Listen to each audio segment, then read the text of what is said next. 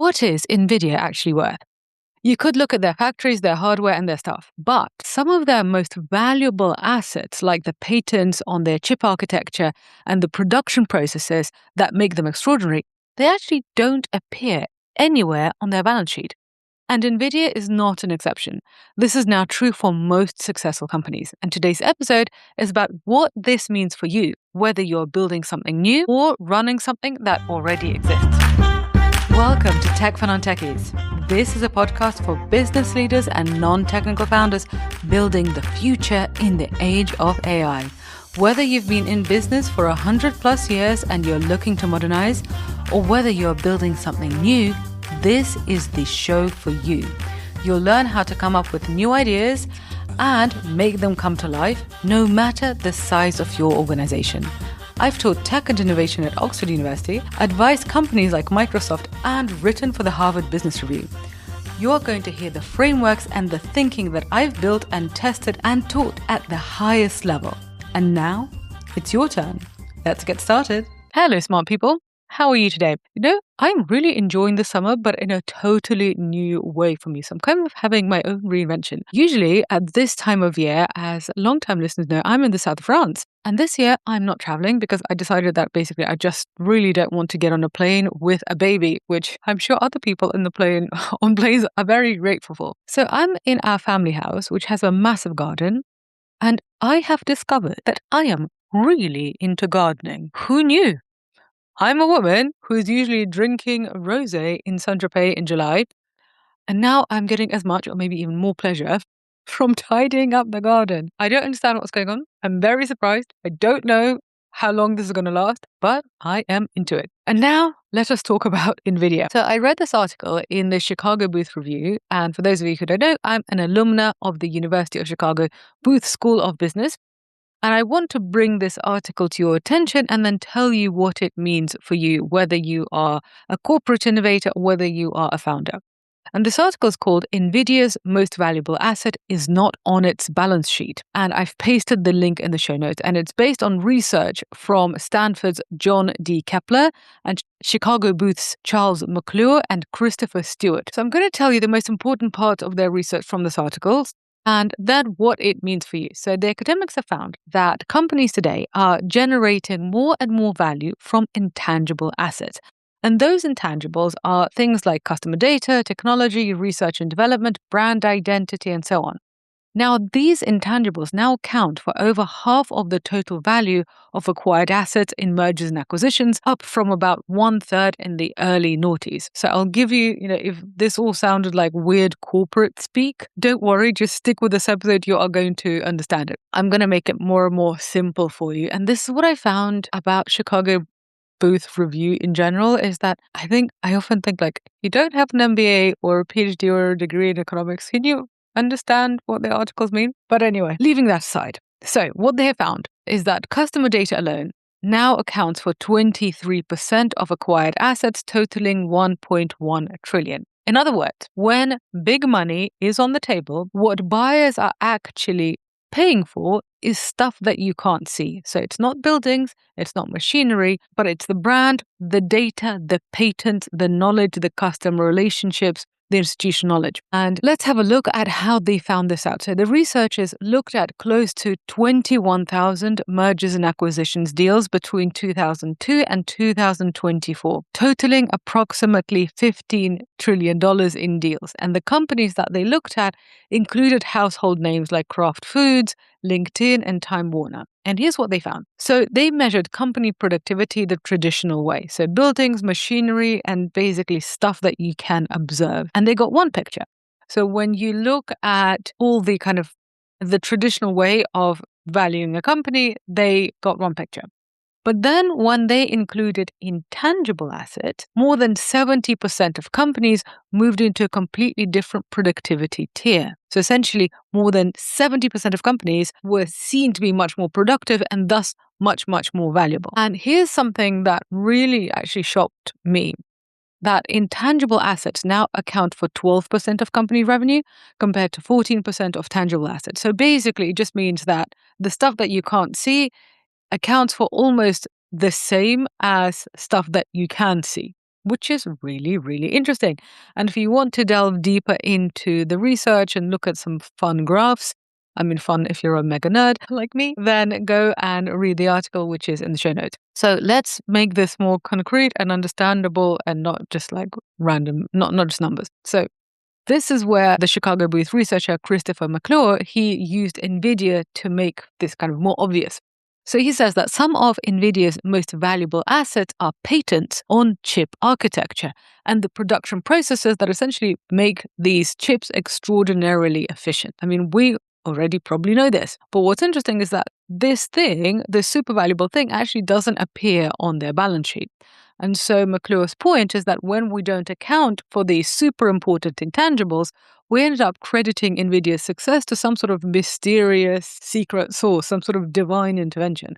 When actually, once you include the intangible inputs, the picture becomes much clearer. And here's what's super important for investing in startups and investing in innovation. So he says that this applies to R&D, to research and development. Because if a company is spending heavily on research that is not going to generate sales until next year or the year after, which happens especially in deep tech companies, but it was also happening at Amazon. Excluding R&D from productivity calculations makes the company look less productive than it actually is. And this actually reminds me of a lot of the stuff that Jeff Bezos was saying in his early shareholder letters when he was like, okay, we're not going to be profitable for ages because we're going to keep on reinvesting. And, he obviously got away with that and has done quite well. So, in other words, our standard ways of measuring companies are systematically misleading us in both directions. So some companies look more productive than they actually are. Others look less productive than they actually are. So you can have a company that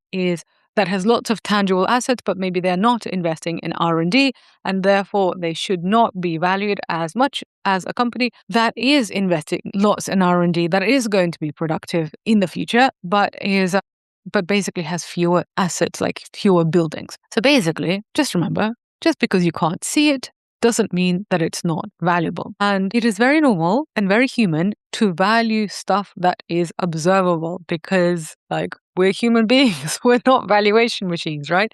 So we see buildings, we see machinery, we look at cash in hand, and this is stuff that you can point to. And also some economists would argue that, well, you could easily sell it. But what I want you to see from this episode, from this research, that some of the most valuable things that a company owns are going to be invisible. And this is especially important for listeners of this podcast because you want to learn about software companies.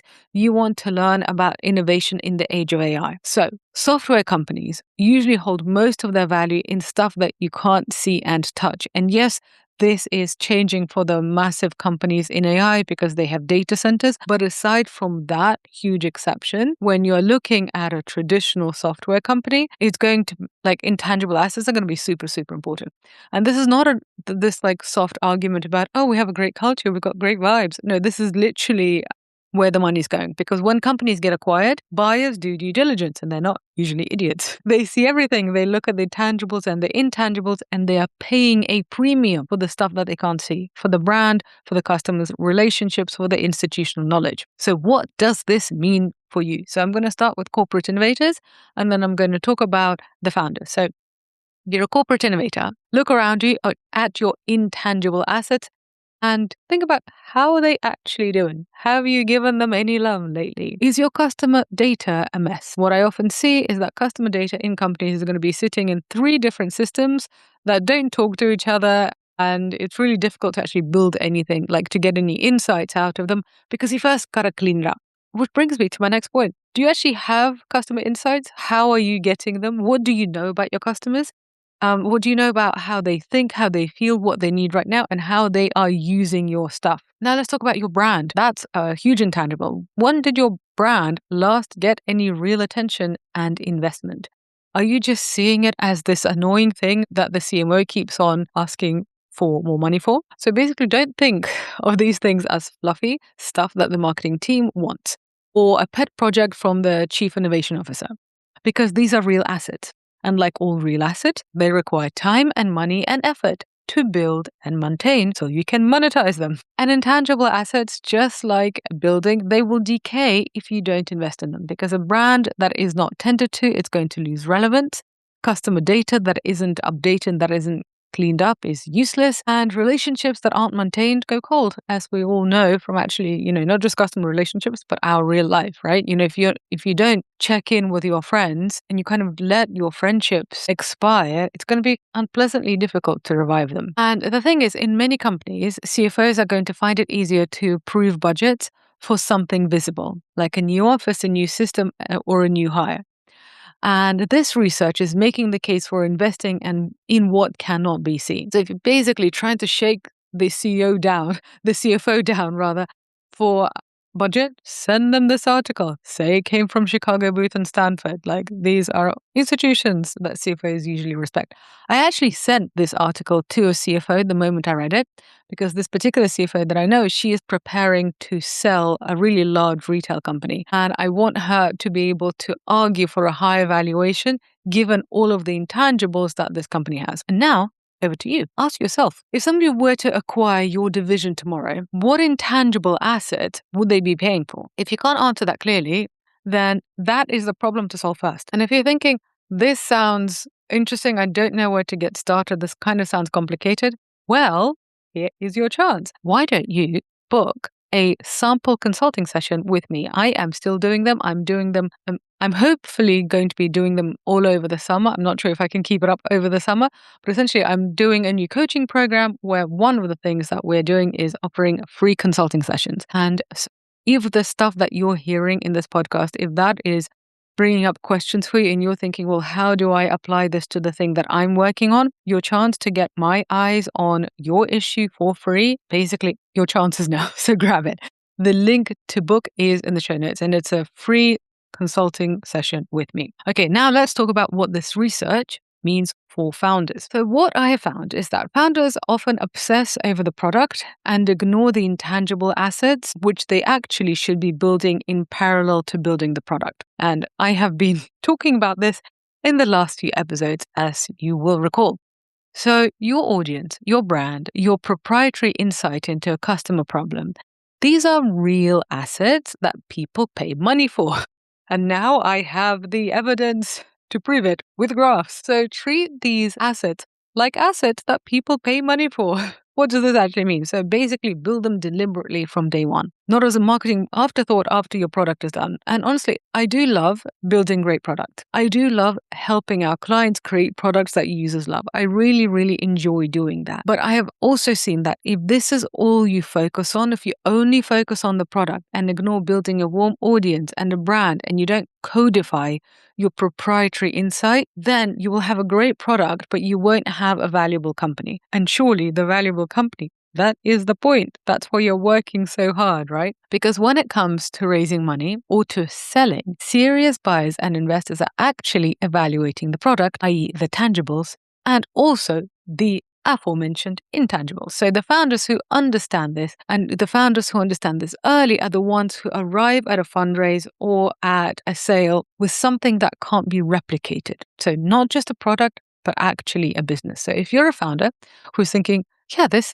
sounds good, I don't know how to get started, I don't know really what I'm supposed to do, although I am agreeing with Sophia's argument, then book your sample consulting session. I don't know if I'll be able to keep them up for much longer. By the way, for the people who have booked, I've loved talking to you.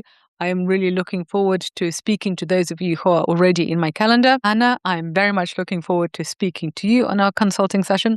So if you haven't booked yours yet, do so now. And now let's summarize what we learned today. Some of your most valuable assets in your company are not going to appear on a spreadsheet. This means that your company and your efforts may be misunderstood and undervalued, and this would suck. You now have research from Stanford and the University of Chicago to prove that actually intangible assets, when you include them in evaluation, are going to make your company much more valuable. What this means for you is that you need to focus on the intangible assets to essentially make sure that your company or your division are more valuable. This episode has given you a few ideas on how you can do that. And if you want to delve deeper, then book a sample consulting session with me. And now, my dear smart person, if you enjoyed this episode and found it useful, which I assume you did, because you're still listening. So make sure to leave this show a rating and a review wherever you get your podcast, because your reviews